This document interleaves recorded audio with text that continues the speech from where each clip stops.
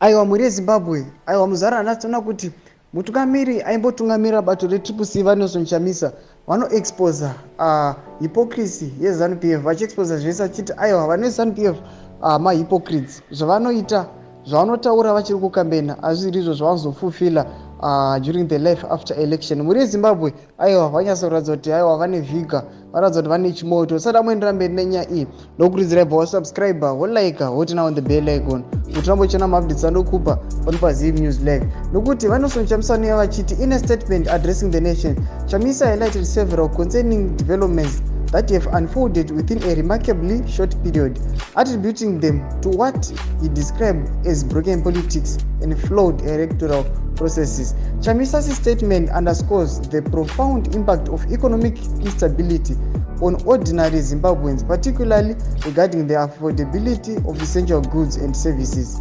He points out that in just 1 month, the budget required to sustain a family of 5 has more than doubled, soaring from approximately $3 million Zimbabwean dollars in December 2023 to $6.2 million per month in January 2024. Sandozo yachitaura achiti aiwa Zimbabwe yanyatsokuratidza kuti iri kukundikana, the ruling party ratidza kuti iri kukundikana nokuti mari inodiwa kusustain a family of 5 yakadhabhula kubva muna January kubva muna December kusvika muna January. Muri yeZimbabwe ndozo yachitaura achiti aiwa Zimbabwe mune broken politics, ndizvo vanofulfilla izvo zvavanotora izvo zvavanofulfilla.